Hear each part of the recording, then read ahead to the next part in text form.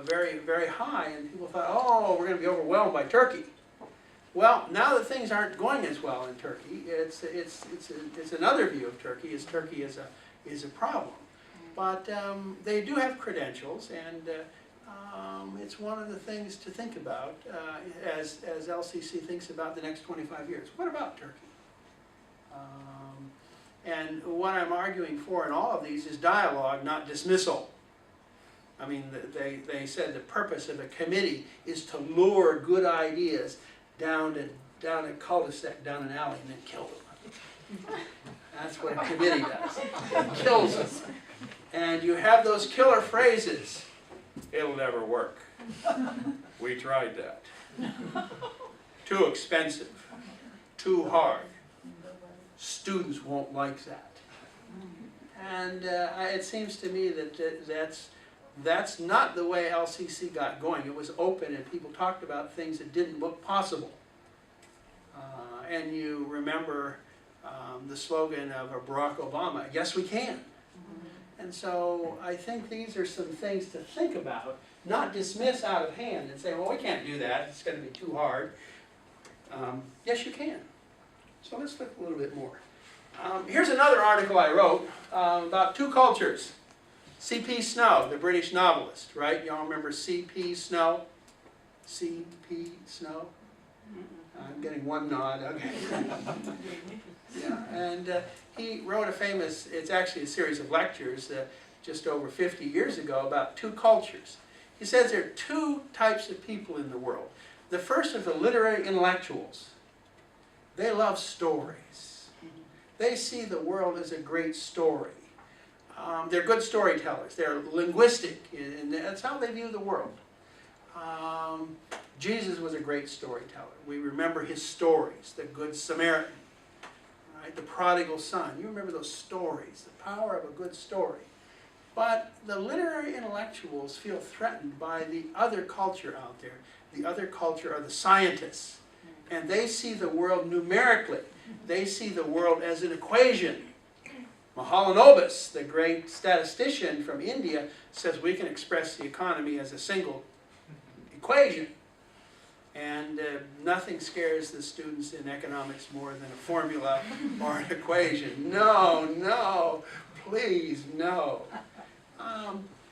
But there are two types of ways of thinking about the world, and C.P. Snow was urging a way to think about those, to include both the sciences and the arts. A second thing to think about is our mission context. I met these two guys, Mikhailo Cherenkov and Joshua Searles. They come from the Baptist tradition, and they have a kind of thought book about a future and a hope. It's an assessment of mission in the former Soviet space after 25 years. And they're fairly critical about how it was done, the missed opportunities, etc. And they say that the Western missionaries, and I would include myself, what's really wanted of people like us is the spirituality of humility and vulnerability. Joshua Searles, in particular, is taken by Dallas Willard. Remember Dallas Willard? Okay. And to be vulnerable, to put yourself at risk, to be humble, to say you don't know. And our mission model may not be the best model for theological education. Recognition of the context of the former Soviet Union. It includes Islam, it includes Orthodoxy, it includes the communist heritage. And what does that mean? What is it like? I found it took a long time to learn how to teach here. I still don't understand very much about the context of where I am. But it's a good book. It's troubling for me. LCC is dismissed as a footnote on page 170 or something. It's a footnote. It says they're good people, but yeah, okay, too expensive or something. And we're just a footnote. But the real troubling thing is if you look at the bibliography, there's nothing coming out of a place like LCC that says what's our contribution to understanding mission in the former Soviet space. And it seems to me that we could do a lot better job articulating and analyzing the context that we're in from a Christian perspective. That we could be more of a voice. We think we're a good voice, but we're pretty much internal. We talk to ourselves. And there's lots of opportunity out there. These guys are engaging. We had them come to a training session for church workers from our church. They're young, bright folks. It seems to me we need to capture that more, that we contribute to the missiological understanding of what's going on now, that we train leaders for the context of this part of the world, that they can make a real contribution. That includes the historic churches, that includes the free churches, and that includes especially those people who want nothing to do with religion in any form, shape, that think it's a canard, it's a trick, it's the latest ideology. And so my pitch is, if you wanted to do something good, read this book. It's worth reading with open eyes. We have this MARC system, M-A-R-C, right, in the library, and it's really quite good. You can go down and you can see how many times the books have been checked out. You can see who donated them. This book has been circulated 5 times. It deserves more than that. And the other thing is you can see who gave them, and if you just put in Hinderliter, you'll see quite a list of, yeah, there you go. And you'll be surprised by the nature of the books, and part of what we're trying to do is to turn you all into readers. One of the students wrote to me and said, you wrote to me and said, the young and the bookless, right? You guys, you said, the young and the bookless. And there's something for deep thinking. So in the coming period of time, this is worth a read and a thought to think about what is LCC's role beyond its walls. What are we doing? Are we a convener here? We like the Calvin series. We like the Global Leaders Conference. The question is, how contextual are they? The global leaders, my concern is always, where are the Lithuanian Christian leaders? Where are the other leaders? And I think we could do a good job there. Okay, so that's number 1 here. Says the church needs both professional Christians and Christian professionals. A true understanding of Missio Deo as a transformation of all of God's creation. The mission is to transform society, all of society, they argue. And that's done by professional Christians and Christian professionals. That's what we hope we're turning out here as business leaders, civic leaders who carry that ethic outside of their homes into society. That's what our mission statement is. We're rebuilding civic society. I'm not going to do it, Steve's not going to do it, Becky's not going to do it, Robin's not going to do it, but you're going to do it. And that's what pleases me most today, is to see so many students here. We want to pass the torch to you.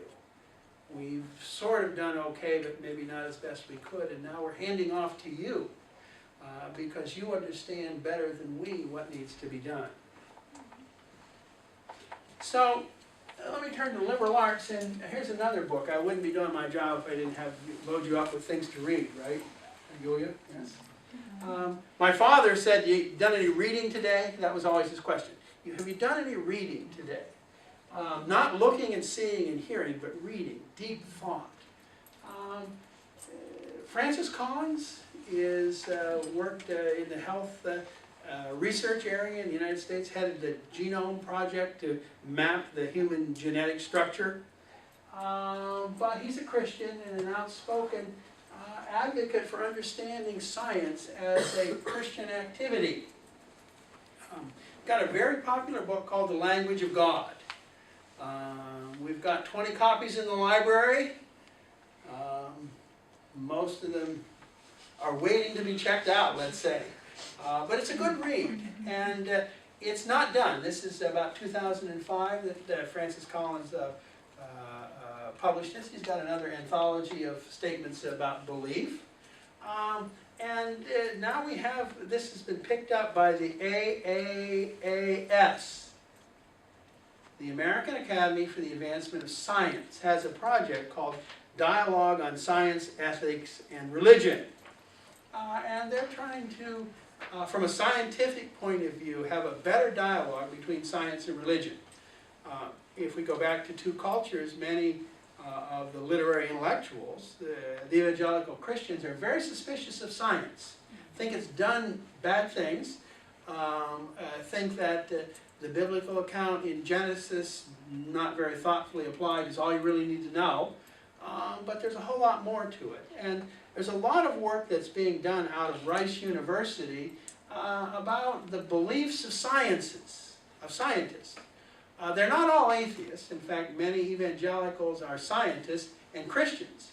And her work is very useful. And here's one to anticipate. God and Humans, What Religious People Think About Science. C.P. Snow says that we're not really talking about science. I mean, let's have a course about science. What he's saying is you really want to do science. He says what the literary people say about science is actually absurd. It's funny. It's not the way it works. My son's a scientist, and he said this whole business about the issues of the day, whether it's evolution or GMO or end-of-life care, all the ethical issues have a science base, and you need to understand the basis of science, the scientific view. It's not a threat. Francis Collins says that the greatest scientist that he's ever heard of was God. God's a scientist. And this book talks about the balance, the incredible nature of the universe, that it could not possibly happen by accident. It has to have been designed, this delicate balance in terms of atmosphere and gravity and other things. So it's a good read, and I'm sure Yolanta, with her meager budget, is going to make sure that we get this book here, and we'll be one of the first, because we don't want old things. And I tried to figure out whether it hadn't even been announced yet, except on Eklund's website. Pardon me? Okay, yeah, there you go. There you go. That's good. It took a little bit of a while. Okay. And as I said, the first task is getting the book in the library. But that's the easy part. The hard part is getting it in the students' hands, and then having them open it and think about it, and stay a step ahead of the professors, the teachers. So now you can go to your what is it you teach? Joe? History, but you teach something else, right? Christian theology. There you go. You can ask your theology teacher about this. God and Humans, What Religious People Think About Science. Forthcoming, right? And, yes. And we need accountability. I mean, I tell students there's no excuse for a bad course. There's no excuse for a weak course. It's just absolutely no excuse. Your time's too valuable. You only get to take 40 courses here. That's all you get to take. And then we want to kick you out after 40. So you can't stand a bad course. And part of it is to see what's coming and to be held accountable that you have the best stuff and you try your best to engage the students. So there's a couple books to read. There's a couple more here to go. Let's just think about this. Has anybody been to Turkey? Have you been there? It's fascinating. It's fascinating. The Grand Bazaar, the Bosphorus, the spice market. It's the seat of the Christian church. Paul's missionary journeys. He went to Antalya and Derbe and Iconium and all these places. And you go to Cappadocia. Been to Cappadocia? Anybody been to Cappadocia? These little Christian churches in the rocks. It's a fascinating landscape. It's the seat of the Christian church. So we ought to be more interested and more understanding of Turkey. Orhan Pamuk. You've all read Orhan Pamuk, right? Yes. Snow. Snow, good. I Yeah. have 3 of them, but are they? My name is Red. He's got one about Istanbul. He walks through Istanbul and kind of this melancholy view of this great city of Istanbul. He's one of many Turkish writers, and part of it is to think about what's going on in Turkey. It was a dynamic engine, and now it's sort of gone sideways in terms of the politics. Looks like it's fairly repressive, and you think about the tens of thousands of people in Turkey who've been arrested or dismissed as a result of the failed coup in July. They're a member of NATO, they're an aspirant for the European Union. It's Islamic, but mildly Islamic, whatever that means. And you know, from LCC's point of view, it seems to me that we ought to be thinking more about the mission there. From a crass point of view, they got money. The Turks are relatively wealthy, and there's a lot of them. But we don't want to just say, oh, let's do this, let's throw a dart at the map and pick that as the next strategy. My pitch is to think about it. Wouldn't it be great to have a course in Turkish literature? I've always joked I want to know why we have English majors. I mean, why do we have English majors? Well, they know things. That's my answer. They know things. And we could have a Turkish major, or at least some course in Turkish literature and some kinds of engagement, so we understood it better. Here's well, you know what's coming now. A book, yeah, there we go, okay, a book. That's good, that's good. Philip Jenkins it's a 2007 book called God's Continent, Christianity, Islam, and Europe's Religious Crisis. It's a good read. It tells us that you know, there's two issues. One is Europe becoming secular, and very secular, and the impact on Islam. In other words, one prediction is that the forces of secularization as they've affected Christianity are going to be even stronger when it comes to Islam. That the practices that are often associated with Islam are just not going to survive in the radical sense in a secular Europe. So it will become moderated, it will become more accommodating to democracy, more fitting in with European values. That's one scenario. Another scenario is that it will continue to radicalize the homegrown terrorists. And part of it is to begin to understand what's really happening in Europe today as Islam is coming. I was saying, well, gee, maybe we can have some Turkish students at LCC, and somebody named Femi says, well, gosh, there's 3 or 4 million Turks who live in Germany. And so the Turkish German speaker might be something to think about. The Germans have finally come around. Way back when, in the 60s, and we were in there in the 70s, they considered the Turks to be Gastarbeiter, guest workers, and guests go home. Well, guess what? After 3 generations, they didn't go home. They don't know anything about Turkey.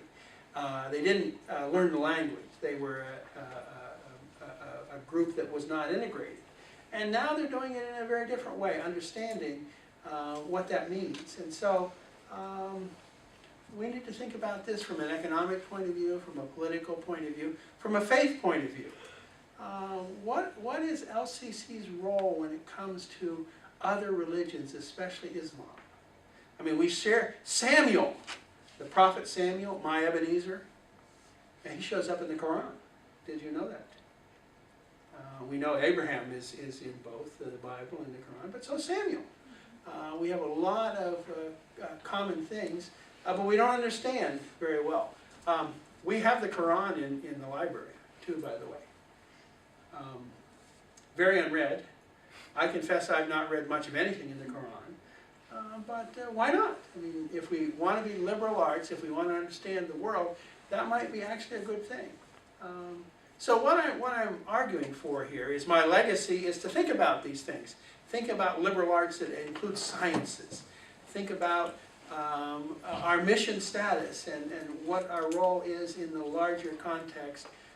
And think about our role as it comes to Islam.